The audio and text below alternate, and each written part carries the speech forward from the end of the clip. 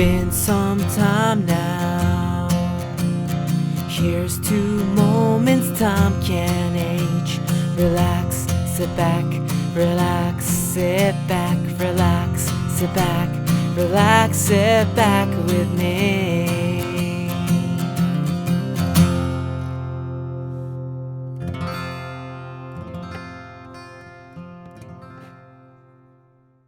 Welcome back, everybody. Welcome to Downtime. 久しぶりです。約8年ぶりの Downtime になりますけど、ちょっとね、このスタジオ持ってくるといろいろね、感慨深いこともありますが、2024年として、Downtime としてちょっとまたやろうと思うんで、今後ともよろしくお願いします。最初のゲストとして、ね、前の Downtime とはに出てなかったバンドを呼びたいっていうことで、すごいゲスト来てもらいました。Everybody welcome Total Fat. Yeah! Yeah! 声出てない声が出てないよ。やばい。ダウンタイム。いやーありがとうございます。お帰りなさいマジで8年ぶりっす。いやそう、ね、一番最初はなんか多分前ダウンタイムやってた頃と今違うのって、うちらパンデミックを乗り越えてるというか、こうそれはい。普段ないことをね、こう経験することのないこうなんだろう、2年3年間を過ごして、バンドマンからしてみれば結構死刑宣告というか、いろんなね、そう考えながらやんないと、消えてったバンドだったり音楽をやる場所だったとかもどんどん消えてったというか、っていう中で、それって多分それを乗り越えた時点でシーンが変わったりだったりとか、単純にパンデミックがなかったとしても、これぐらい長年やってるとシーンの変わり目みたいなのを何度も見てこられてると思うんですよ。そうだね。なんかそういう中で、トータルファットが音楽をやり始めた時と今のシーンで、なんかこれは違うなみたいなところってあります？一番でかいのはソーシャルメディアの出現かもしれないね。やっぱ俺ら始めた2000年代はやっぱりそういうのはなかった。一切ミクシーすら登場前、ギリ、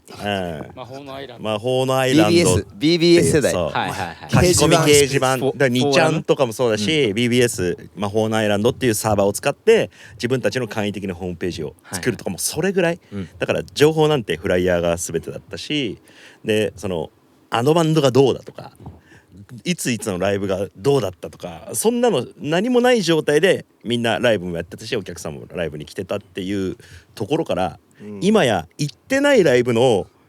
映像から、音声からセットリストからお客さんの文句も称賛も全部キャッチできるっていうのは一番やっぱ変わったというか、別にリスクでもないしアドバンテージももちろんあると思うけど、なんかやっぱそれが一番時代としては変わったなっていうふうに感じてるかな。俺らが今考えなきゃいけないことなのかなっていうぐらいかな。多分バンド始めた時にすでにソーシャルメディアがあった子たちとは俺たち違うから、そこは違う、だからなんつうの、やっぱりバンドとして、考えてるのはそういう SNS とかそういうメディア、ソーシャルメディアに使われるバンドには絶対なりたくないなって思ってる。やっぱあくまでそれを使いたい時に使えるバンドになりたい。だからそういう意味ではやっぱライブをし続けるって一つの価値だと思うんだよね。一個良かったなと思うのがなかったから、もう土佐回りするしかなかったんですよね、その昔って。だから大学とかの時代からもうじゃあツアーやるっつったら夏休みにさ、もうインディーズでも50本とか当時はやってたわけじゃん。それが普通だったじゃん、でも最近ドラム教えてる時に生徒で高校生3年とか大学1年ぐらいでバンドやってるやつにこう話してたら、いやツアーやんなくてよくないですかって言っててなるほど。だから、その SNS でフォロワー作ってちゃんと客が見込める状況ができたら、じゃあ透明版ぐらいでよくないですかっていう価値観、逆っていうか、間違ってないんだよね。間違ってないんだけど、スマートな部分、スマートだけど、でもなんだろうね、こうやっぱ自分たちのベーシックにそれはないよね。やっぱりこれは本当にアドバンテージだなと思ったのは、やっぱそれこそ一番最初にトピックになったパンデミックの時にソーシャルメディアがあったから俺たち生き延びれたと思う。そのミュージシャンとしてのそのアティテュードを発信し続けられたんだよね。ライブハウスもその自分たちの箱の中でそのアーティストを呼んでお客さんいない状態でもそのライブの配信もしたりとかっていう、はいはい、そこはでかかったかなって。まずお客さんがいないところでのやっぱ実際思い返すとパンデミックの前はそのいわゆるホールみたいな座席ありのフェスとかそういうのは出るのやめようっていうマインドあったんですよ。はいはい、でもそこがだいぶ変わった気がするよね。客が棒立ちだろうがまあなんならもう田舎ろうが動けないからね。いやマジで鍛えられたよ本当に。俺なんかもう喋るの超上手くなっちゃったからだってさ面白いこと言ってんのにさ笑っちゃいけないんだからなるほどね。そうはいはい、そうですよね。そう補正がさもう一回さもうなんつうのこうそう狂っちゃってMC をして面白いこと言ってんのにお客さん笑っちゃいけないじゃん。そしたらなんか滑ったみたいなこと言ったわけ。そうでもうそれで俺と文太が「いや補正さん違うから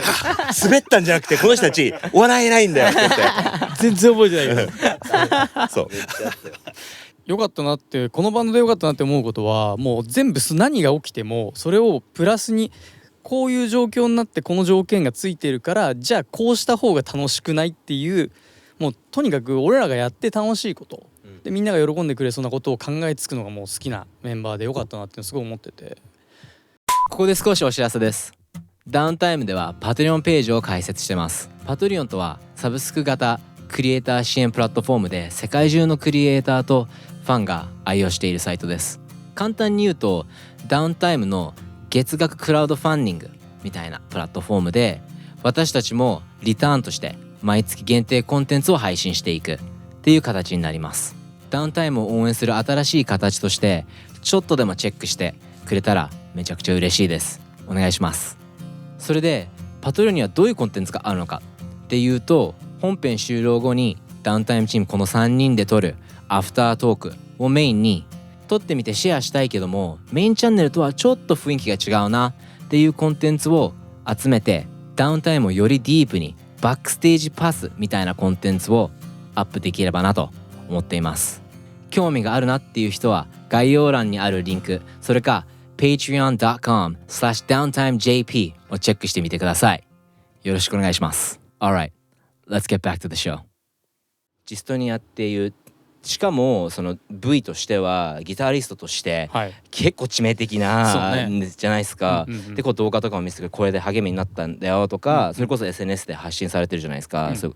その中でもう本当めっちゃ正直な質問なんですけど、諦めたいとは思わなかったのかって書いたんですよ俺、単純にもうシンプルに、そういう時ってでそっからどうやって復帰したというか今こういう形にあるのか聞きたいんですよね。成り立ての時ぶっちゃけ一回心が折れて諦めてます。はい、まあそりゃそうっすよね。長文の LINE をメンバーに説明する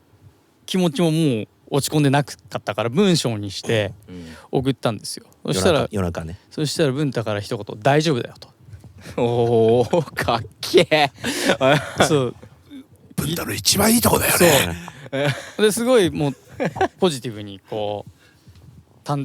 すごい簡単にポジティブに返事をくれて、で俊が長文で返してくれて、で結果その2人の返事を見た時にこいつら俺がどうなってもやめさせる気ねえなと思って逃がされもうごめんねっていうのに対してもうこっちはそういう返事じゃないというか最終ギター弾かなくていいんじゃねえってそう歌えばよくねすごいな素晴らしい。でもそう言ってもらって自分もそのずっともやもやしてたものを吐き出せたからすごいすっきりして、ちょっととりあえずマジ無理だわってなるまでもう一回やってみようっていう気持ちにはなったね。バンドフォーハッピーという EP を作ってそのツアー初日の前々夜ぐらいになんかその俺らにその手のことを発表したいというかそのお客さんにも伝えたい、で明らかに俺の弾き方様子おかしいし普通じゃないし自分から今俺はこういう状態なんだでもトータルファットはやるしツアーも続けたいっていう気持ちをなんかこう言いたいって言ったからじゃあ分かった、じゃあそのちゃんと自分の言葉でまずは SNS で言葉を書いてみなって言って、でその言葉を書いたら多分自分の中のその気持ちとか脳みそってすごいブラッシュアップされるから文字にするっての上で MC でそれを話してみようよって言ってで話してその後にインスタとかも投稿したんだよね。投稿したね。でなんかやっぱお客さんにすごい伝わってそれが。聞いてるじゃないですか今こう話聞かせてもらってるんですけど、めちゃくちゃ頼り合ってますね。ずっとねそう人っていう字は3人の人がこうなってだからこう映ってないから俺ね今これでちょっとどこの角度まで入ってっていいのかわかんない。めっちゃ顔面大閉鎖になる時あるかもしれない全然いいけど、そうなんか、長年やってるとある程度の距離感というか、あるじゃないですか。こう短い期間の中でもそういうのって生まれちゃう時ってあると思うんですけど、今の話聞いてたら文太さんにこうアドバイスもらったりとか、ライブやってそういうアドバイス受けたとかってなってくると、いやもうなんかすごいこれだ言葉足らずですけど仲いいなーって思います。まあいやでもいやでもねお前らは仲いい。いや仲いいか悪いかっていうよりは俺が一個すごい絶対みんなと違うって思うのは、そのクリック練を他よりめっちゃやってるってことが100他のバンドと違うことだと思ってて、で裏で練習したりちょっとクリックずらしたり、まあ細かく言うとそういうことやってるんですけど、やっぱり前よりもいい演奏ができてる実感があるんですよ常に。1年前2年前よりも裏で弾けるスピードが上がったとか取れる拍が上がったとか、それって俺ら3人で同じクリックを聴いてやってる以上は答えが1個あってそこに向かってるから常に成長してる実感がありながらバンドを続けられてるんですよ。部活と変わんないんですよ。だからその演奏とかそういうバンドに対してのそういう変なステージの上ではなんていうんですか、その試合でも部活の試合中とかにはもうみんな本気でやるじゃないですか。だからそこに対してその不満がなければ他の私生活ってそれ以外のことに見えるというか。哲学的だね。クリック一つね。すごいわ。だからクリック長くバンド続けてる人という字はでもこれマジな話で人という字ってその合わさるのは1点だけでいいわけよ。そうで棒が3本あったらさ1点でつながってれば全員で立てるじゃん。だそのベタってくっつく必要ないし、それだと倒れるんだよね。なるほど。そうだからやっぱりその俺たちはいいライブをしたいとかいい演奏で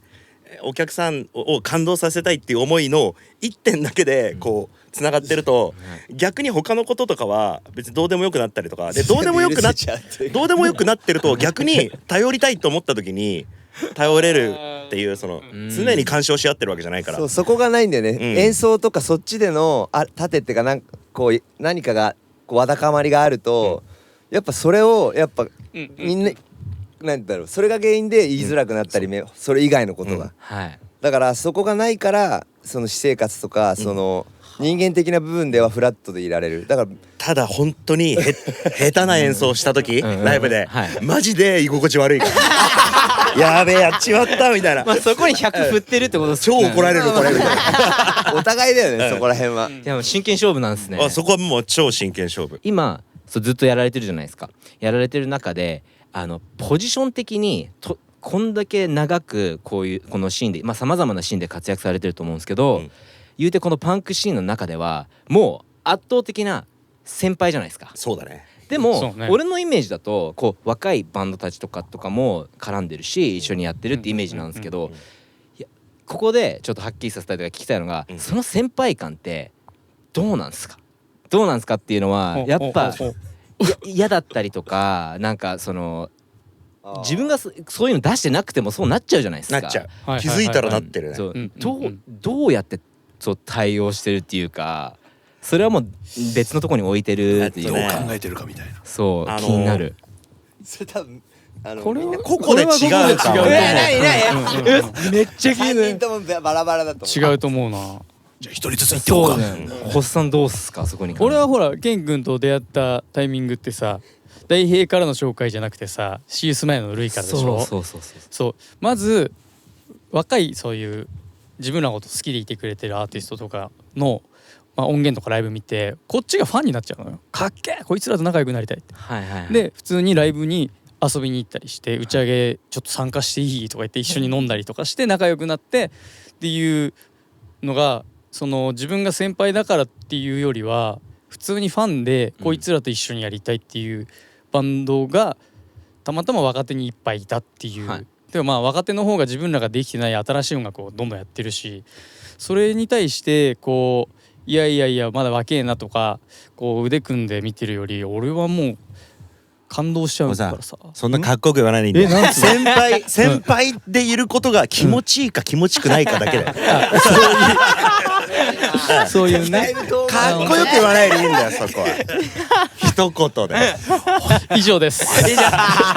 場からは以上です。補正はねマジピュアだから。そう。でもキューレスだなってすごい思ったの。ナイスガイだから。ナイスガイだから俺多分似てるそこに関してはその自分の気持ち、だって相手がどう見てるかっていう会話一個もしてないんですよ。今全部確かにホセさんが純粋にどう見てるかっていう思いだからめっちゃピュアっすよそそうれ。だからそ素晴らしいのルイと飲んでてルイの歌詞ってどうやって書いてんのって聞いたらいやケン君っていう人に手伝ってもらってるんですよっていうのでちょっと俺も曲今書いてるから紹介してよって言って実はレコーディング前に繋がってたっていうだね。そういやだから今のはめちゃくちゃいい意味で性格出てるなって思いながら聞いてました。ありがとうございます。いや素晴らしいですよ。いやしゅんさんどうですか。俺超気持ちいいよそんな。当たり前じゃん。当たり前じゃんもう。24年バンドやってきて。しゅんさん先輩みたいな。トータルラットさんみたいな。もう気持ちいい気持ちいい。もう最近のもう毎回対バンするバンドオーバードライブのツアーチケット買って行ってました。おマジかみたいな。ブンタファンだったぜこいつみたいな。もうそ絶対そうなっちゃうのためにシナプスブワー出てるから。素晴らしい。いやでもそこでこうなんつうのこうみこし担がれて、かっこ悪い先輩いっぱい見てきたから、そうはなりたくないって気持ちが勝っちゃうある瞬間から、そうするとやっぱりやっぱ自分がかっこいいホッさんと一緒でシーユとかもそうだしグッドグリーフとかもそうだけどこいつらかっけえなこの先も対バンしたいなって思ってリスペクトできるところが見つかってくるとやっぱりそこから先輩っていうよりはなんかこう友達として同じこの日本のポップバンクシーンをねこう盛り上げる仲間として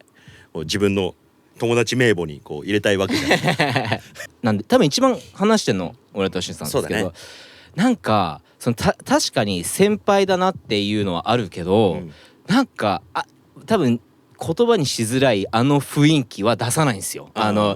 先輩風っていうかだから兄貴になりたいよねだからね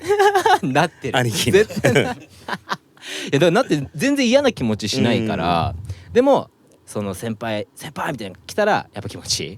気持ちいいいや気持ちいいすっげえ気持ちいい素晴らしい。ブットさんどうですか。そうです。だから結局多分俺が多分見てきたかっこいい先輩像ってフラットな人だからどんだけでかくてもどんだけ自分がどんな素性だろうとそんなこと関係なく会ったやつと対等に話してる人がやっぱ好きで、はい、やっぱなんかこう俺が出会ってきた本当そういうロックスターのかっこいい人たちってこう近くに寄れば寄るほどこんな人だったんだみたいな、普通友達なれんじゃんみたいなやっぱ人なんですよ。だからやっぱそういう感覚で若いやつらにはなんかこう俺のことが分かってようが分かってなかろうがやっぱ同じ気持ちにやっぱなりたいっていうか、だからなんか逆に若いやつと絡むとそいつの年聞いて俺20何の時いや結構俺やばかったなと思ってでそれを考えながら一緒にそいつと合わせて飲むと俺もちょっと40でもバグっちゃうみたいなことは結構あるんですけど若くなっちゃうんだよね合わせに行っちゃうんですね。なるべくやっぱその気持ちでいたいからやっぱロックって常にそういう若いやつらの持ち物だと思うしそういう時の気持ちで多分俺らも動かされて始めたからだからなんか逆に今戻してもらってる感じするんですよね。若いバンドからこう憧れてますって言われてもいや逆にありがとうみたいな感じで、あともう一個言えるのは俺に憧れてくれたことは間違いないってことをこっから証明していかないとダメだなっていうか変なドラマじゃなくてよかったなみたいなかっこいいはい。一番しっかりしてますねぐらいには思って素晴らしい旬を取りにするべきだったねこの流れ風がいやここ真面目な方だからこれももしかしたらみんな別々の答えがあるからちょっとみんな行きたいんですけど、質問2個あってで1個ずつ行きたいんですけど、まずトータルファットの強み、これは負けないってところ。クリックですクリックです同タイミングで俺もクリックって言っち俺ゃったこっちでは思ってた今俺これ多分ね動画のタイトルになると思うんですけどクリックそう今日のゲストはクリックですで逆にこれが聞きたいんですけどトータルファットがまだ成長できると思う部分ってなんだと思います？クリックになっちゃうね真面目だクリックになっちからゃうそうなんだよ到達しないですもんねそこの上にはねやっぱねこれはそうこれ全部答えてましたわもうすでにありましたわその今回のちょっとアルバムの話をしたいんですけど、今回この Pure40 この CD あるんですけどPure40 のこのリリック全てじゃないですけど結構ちょっと手伝わせていただいたというか、リリックサポートって形で初めてトータルファットとお仕事させてもらったんですけど作曲やってた中でこの曲で一番思い入れあるとか、そうレコーディングしてっていう曲って多分みんな別々なのかなとは思うんですけど、ちょっと教えてもらえますか？自分で書いた「ヒット・ザ・マーク」っていう曲は思い入れはあるんだけどそれより俺衝撃的だったのがシュンがニューシットを書いてきた時俺クソの曲書くわっていきなり言ってきて何言ってんだろうこいつみたいなで理由聞いたらめっちゃかっこいいんだけどそれをトイレとクソで例えるっていうセンスがマジでかっこいいなと思って、それで今うちらもすごいライブ中になってるしそうめっちゃ面白いんだよね。曲もなんかもうブリンクしてますもんね。そうなんかすごいあの頃のブリンクみたいな、ね、なんかすごい曲調だったしで、ミュージックビデオもねもうスケートみたいな感じでやってるからなるほどあれは衝撃でした俺の中でその曲をマジルーツを感じるよ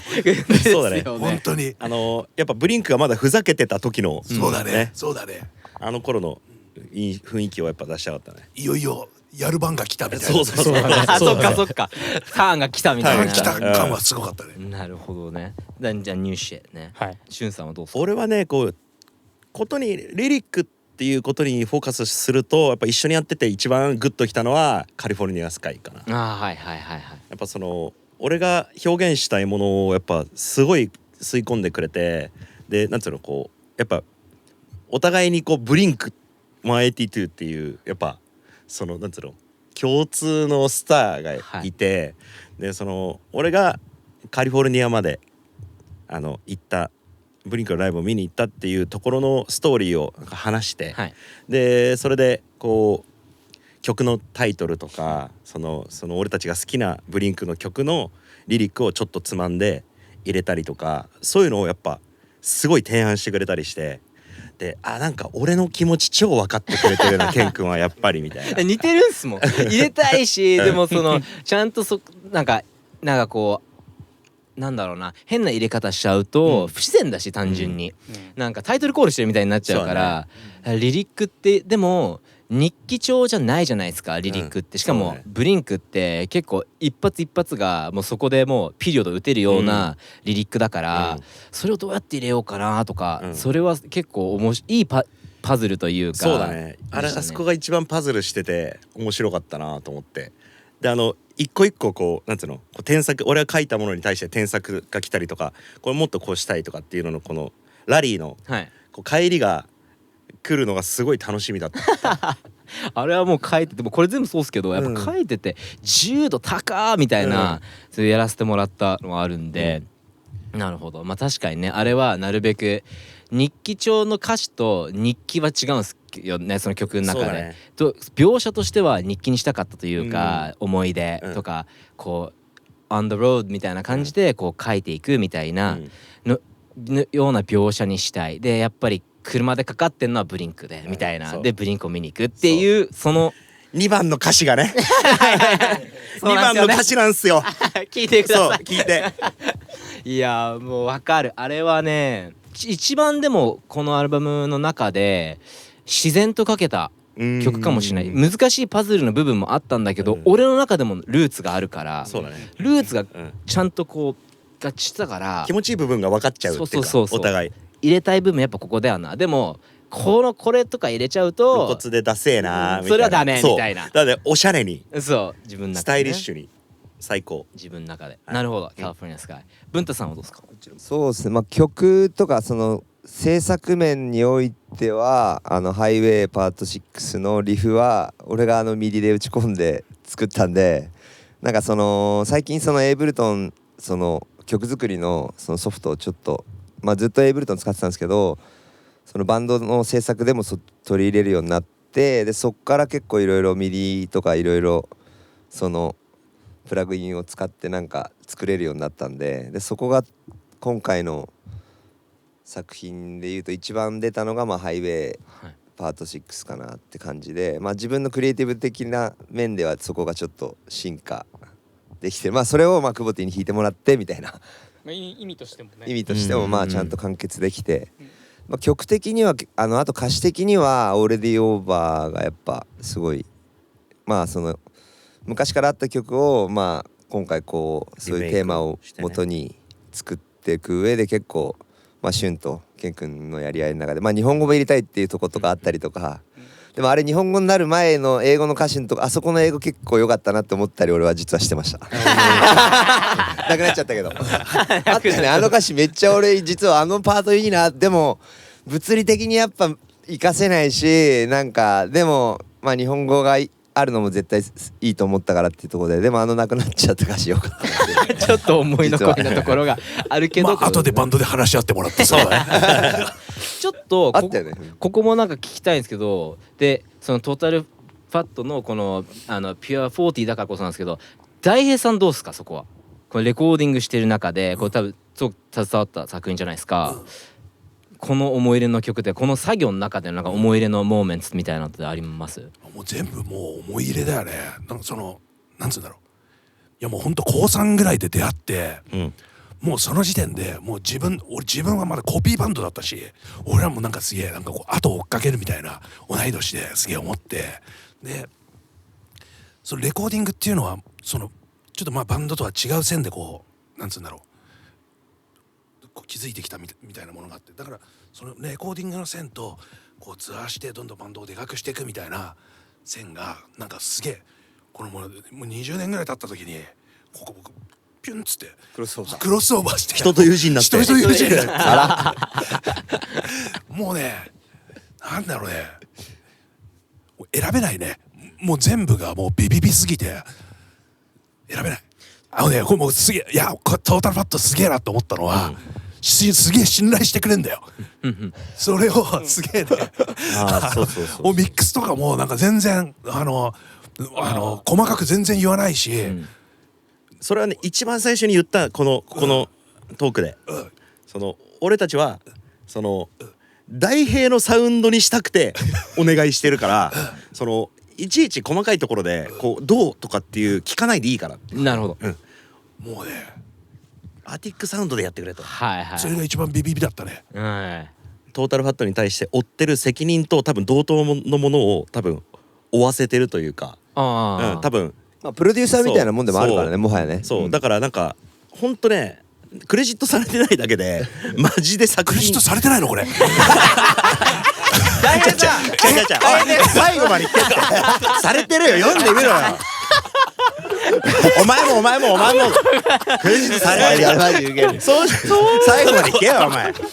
ビリビリビリとか言ってクレジットされてないだけでマジでメンバー的なやっぱりこう作業量はあるよね。ギターも一緒に考えてくれたり弾いてくれたパートもあるし、ギタリストっていうのまでがあってね。そうだね、確かにいろんな部分で思い入れの部分あったんですけど、俺は特にリリックやってた時は、Love is Swinging が一番、例えばリリックの時に歌詞とか共有したじゃないですか、何パターンあってみたいな。で曲って俺がやってきた中で例えばすごくこうおとぎ話感があって、ああいう曲って難しいんすよ、っていうのがそれっぽい歌詞にしたいんだけれども、そこでめっちゃハードコアな歌詞にしてもなんか違うし、その世界観が合ってるバンドって例えば1年目のバンドとかがやっちゃうとチャッチくなっちゃうんですよね。なんだけどサウンドもしっかりしてるし、ちゃんとそういう経験もしたようなバンドで、あえてああいう曲にしたらなんかこうパンクじゃなくてそっちのなんてディズニー感に振ってみたかったんですよ俺。なるほどね。だからファンタジック、そうリリックの中におとぎ話のタイトルを入れようかなってふと思ったんですよ。入れたかったんだけど、例えば「キング&クイーン」とかって入ってくると、どうしても入れられないんですよね、その歌詞の中、俺の中でその不自然になっちゃうみたいな。なんだけどあれに関してはじゃあそれをタイトルにしちゃえばいいのかなみたいな、でそれを見てる俺たち、それを読んでるリスナーがいて、最終的にその本が閉じるみたいな、その演出を歌詞でやってみようとか思って、最終的なニアンみたいなのをバンバン出してって選んでってもらったみたいな感じなんですけど、あれはめちゃくちゃ新鮮でした。でトータルファットだからこそできることっていうか、それぐらい音楽書いてるからあそこの引き出しあんだなみたいな、もう思ったし、あれはめちゃくちゃ楽しかったですね、あの曲は。ちょっと違うじゃないですか。確かに選択肢多かったよね。送られてきた歌詞のね相談ポイント多かった。だからそれこそ方向性はもちろん合ってるんだけど、ちょっとアドベンチャーしてみた、チャレンジしてみた部分があるから、さすがにライブだとここちょっと歌いづらいなとかあったら、それに合ったもっとパンク寄りの歌詞でちゃんとハマるようなものも何個か考えてたんですけど、あえてここは振ってみて、そうでそこを選んでくれたから、あよかったと思って、聞かせてもらったし、やらせてもらいましたね。ありがとうございます。そうめちゃくちゃいいアルバムです。よかった全体的にあれね、人生の重みが出てるよ。あの曲にってことですか？だいたい人生の重みが出る歌ってさ、ちょっとガリガリするじゃん。ガリガリする渋くなるじゃん。確かにもうその形でも仕上げたみたいな。あれはね、他にないね。ないっすよね。超オリジナルだね。そうだからあそこあの方向に振らないんですよね。ああいう曲さ、今大さんが言ったようにああいう曲はあるんだけど、あの方向には振らないんですよ。そっかそっか。もっと分かりにくい方に行くんですよ、大体、俺も多分そうだし、だけどそっち行くかみたいながら濁さず、そう濁さずラブストーリーで、ラブストーリーね。そうなんですよ。優しさに溢れてる。そうだね。そうだから俺が書く歌詞とかそういうのないから、なんかどっかちょっとエッジ聞かせないといけないみたいなところがあるけど、あれはもう本当にいい意味で大人のラブソングでしたね。あれはあれはもう素晴らしく聞きたいのが、アルバム出されて、今アルバム文化じゃないじゃないですか、音楽的に。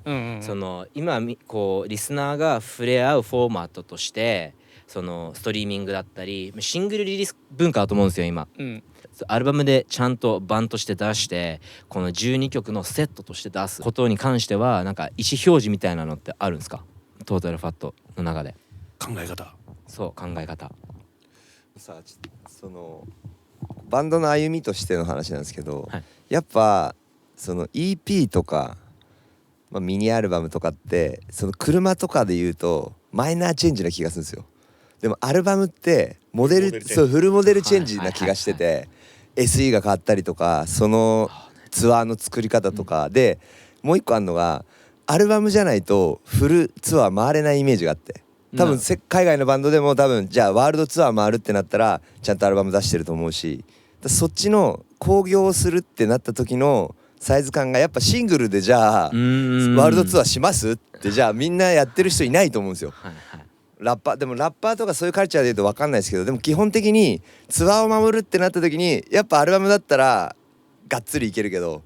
じゃあミニでワールドツアーって言ったらなんかちょっと変だなとか EP とかだったらっていうのが、どっちかライブバンドって意味で自然に選ぶのがやっぱアルバムになっちゃってんのはあるのはあるよね、絶対ね。あると思う。リアルなね。確かにライブが変わるっていうのね、EP とかで回ってもセットリストがそこまで変わるわけでもなく、ね、だからアルバムってなるとそのツアーは新しいバンドとして出れるから引っ越しみたいな。結構でかいよね。でかい。そうだね。あと今回が11枚目なのよ。11枚目、パンチあるじゃん。11枚目のアルバムパンチあるじゃん。パンチ、で次出したら12枚目じゃん。やばいよ。やっぱパンチ出したいよね。そうだね。で最後にちょっと聞きたいんですけど、これからの例えば次の作品のサウンドでこれはやりたいとか、これ第3にもちょっと聞きたいんですけど、メンバーとしてね聞きたいですけど、トータルファットのサウンドこれしたいとか、もし何かあれば最後にちょっと聞きたいなと。この先のトータルファット、俺はちょっと、今回もファイアーワークスとかかけたけど、もっとチャラい曲書きたい。バッキバキなサウンドで。アティックで撮るホセのお祭りソングっていうのは一個テーマにずっと考えてて、なるほどね。そうめっちゃ気になる。確かにすんごいチャラいのにサウンドバキバキでめっちゃかっこいいじゃんっていうのはトライしたいと思って今頑張ってます。ああ面白い面白い、確かに。じゃあ夏の終わりにちょっとお祭り行かないとダメだねこれね。そうだね。いや現地でね、一旦一旦ね。その雰囲気のまま書いてほしいですよね。そうそうそう結局ね。なるほど。お祭りソングを。はいはい。アメリカ人が聞いて「おこのサウンド超やばいね!」っていうところをもっと目指してるなっていう可能性を感じてるから、やっぱり海外ツアーを回れるレベルのアルバムをさらに、これもすでにそうだけど、そこをなんかこう照準に合わせて曲作りからまた向かいたいなと思ってる。アメリカ行こう。アメリカ行こうアメリカ行こう行こアメリカ行こう。う。ジャストビート。そうそう俺はまあでも今回のピアフォーティーでやっとなんかこう4人だった頃のそのトータルファットの円を、まあ、超えるとか超えないとかないけど、やっぱやっと3人でそのこの動機とかそういうなんて音をちゃんとライブで再現することで、そのやっと新しいトータルファットとしてこう成立したって感じがするんで、次のアルバムでやっとこう新しいトータルファット3人の今のベストのバランスのアルバム2枚あればワンマンとかできると思うんで、だから早くそのもう全部フルチェンジしてこう完璧な今の3人の 100% のライブができるような状態に持っていきたいっていうのがまあその次の作品に向かう。今もやってるけどね。もうもうまあね120、50に持ってきたいってことだよね。そういうことそういうこと。なんかあれっすね。俺今聞いてて思ったのが、もうずっと前見てますね。そうなのなんかさこれ出して素晴らしいアルバムも出されてツアーも回れて、なんかこう余韻に浸ってないというか、なんか素晴らしいしこれでみんな聞いてねって感じなんですけど、完全に次見てますね。もうそうだねもう何の迷いもなく、まあ、次はこうっしょみたいな感じがあるのが素晴らしい。本当にこれもねトータルファットのねアイコニックな一面なんですよ。素晴らしいですね。本当に。だから今日多分話それめちゃくちゃ伝わったと思う、うん見てくれてる方、だから、ね、これからもねちょっと頑張ってください本当に、ありがとうございますでねまたもう一回ダウンタイム出てくださいまた。もちろんしよかったらもちろん今日はありがとうございました、はい本当に。ありがとうございま It was total fat。 ではではでは Take care everybody。 ダウンタイムイエーイ。異常な共感だったわ。キャラ出てるなーみたいな、でその後にそのしゅんさんからちゃんと長文できて、そこもちゃんとこう母親のようなこのサポートねあったりとかがあって、うわすっごいいいチーム組んでんだなーっていう。